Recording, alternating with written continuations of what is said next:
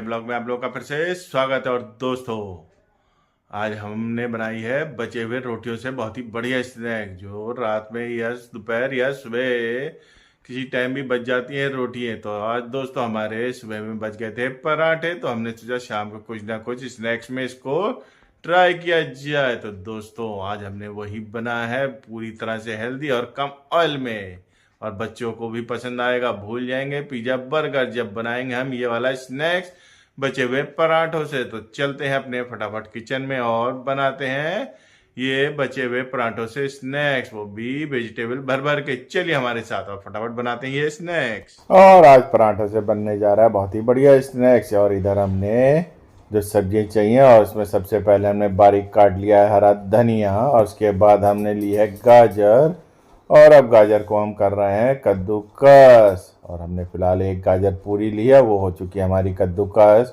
उसके बाद लिया है हमने पनीर, पनीर को भी हम कर लेते हैं सारा कद्दूकस, क्योंकि हम इसमें ले रहे हैं करीब 150 ग्राम पनीर, तो उसे भी हमने कर लिया है इधर कद्दूकस। और चलिए इसके बाद हमने लिए हैं बॉइल्ड पटेटो, तो चलिए उसे भी हम करेंगे कद्दूकस, जिससे कि इसमें कोई बड़ा बड़ा टुकड़ा ना रह जाए, तो इसीलिए हम उसे भी कर रहे हैं कद्दूकस। और इधर हमारी सारी सब्जियां जो हो कद्दूकस हो चुकी हैं, क्योंकि हम बनाएंगे इससे स्टफिंग।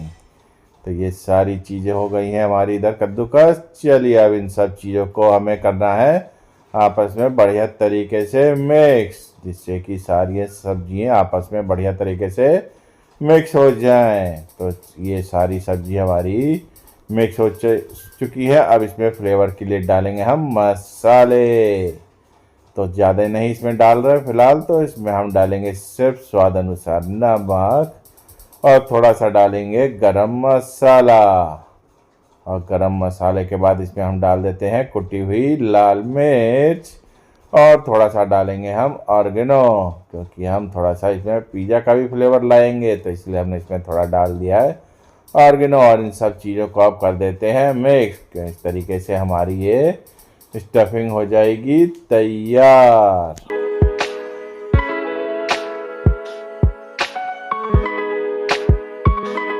और सब चीज़ें मिक्स हो जाने के बाद ये स्टफिंग हो गई है तैयार। चलिए अब सॉस की बारी है, जो हमें पराठों पर लगानी है। हमने ली है तंदूरी मेयोनीज और शेजवान सॉस, और साथ में पिज़्ज़ा सॉस, इसे आपस को सब में कर लिया है हमने मिक्स। चलिए अब डिप की बारी है हमें, जिसमें ये पराठे करने हैं डिप। उसमें हमने लिए थोड़ी सी सूजी, और उसके बाद लिया है चावल का आटा। जितना हमें डिप करने के लिए चाहिए उतना हमने इसमें डाल दिया है चावल का आटा। इसे सब चीज़ों को करेंगे अब मिक्स। और इसमें अब डालेंगे स्वाद अनुसार नमक। नमक हमने पहले भी डाला है और सॉस में भी रहता है, तो उस हिसाब से इसमें हमने डाल दिया है नमक। कुटी हुई लाल मिर्च, और जो बारीक कटा हुआ धनिया रखा था उसको भी इसके अंदर हम थोड़ा डाल देते हैं, क्योंकि हमने बचा के रखा हुआ था, और डाल दिया। इसमें हमें एक घोल तैयार करना है पतला सा।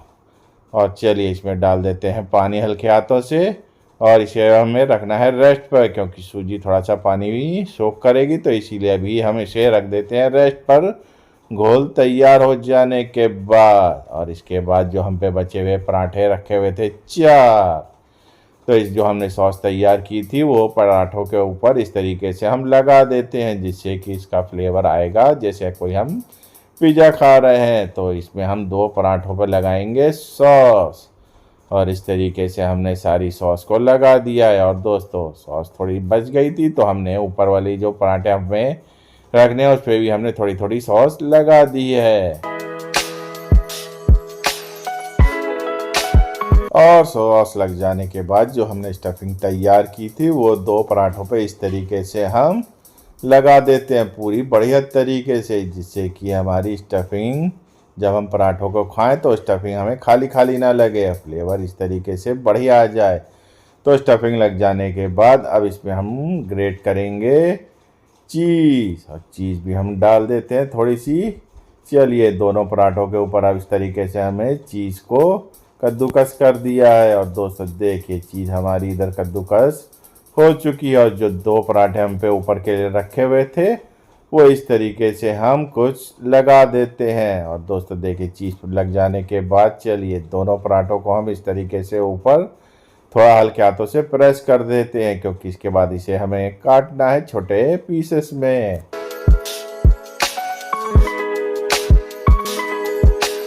और पराठे लग जाने के बाद इस तरीके से हम कट करेंगे और लगभग एक पराठे के हम बनाएंगे 6 पीसेस। आप चाहें तो 4 भी रख सकते हैं और जिससे ज़्यादा चाहें तो ज़्यादा भी रख सकते हैं। और देखिए इस तरीके से हमारे 2 पराठों के हो गए हैं 12 पीस तैयार, और खाने में इसका आनंद ही आनंद आ जाएगा। चलिए उसके बाद जो हमारे ये पराठे कट होकर तैयार हो चुके हैं, और इधर हमने जो डिप के लिए तैयार किया था घोल, उसमें इस तरीके से अब हम करेंगे डिप इन पराठों को, और नॉन स्टिक पैन में कम ऑयल में इसको आप करेंगे शैलो फ्राई। और दोनों तरफ से बढ़िया तरीके से इसे अब हम लाएंगे क्रिस्पीपन, क्योंकि चावल और सूजी से आ जाएगा इसके ऊपर क्रिस्पीपन बढ़िया तरीके से। चलिए एक बार में आएंगे ये लगभग हमारे 4 पीसेस। तो हमने ये 4 पीसेस डाल दिए हैं पैन में। अब इनको दोनों तरफ से बढ़िया तरीके से करेंगे ब्राउनिश कलर।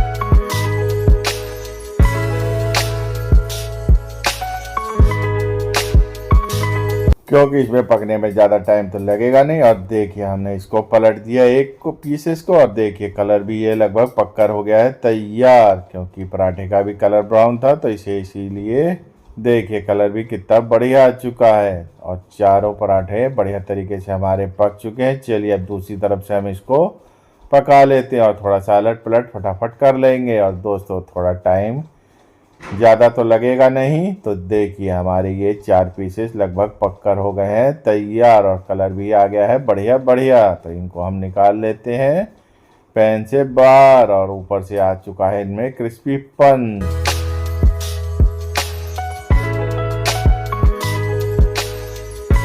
और इसी तरीके से फिर से हम 4 पीसेस ही रख रहे हैं पैन के अंदर, और ऑयल भी उसमें हमारा रह गया है। तो चलिए फटाफट डिप करके अब 4 पीसेस और रख देते हैं शैलो फ्राई होने के लिए। और दोस्तों इधर ये हमारे 4 पीसेस पैन के अंदर आ चुके हैं। चलिए एक तरफ से इनको फटाफट करते हैं शैलो फ्राई, और फिर थोड़ी देर बाद इनको हम पलट देंगे।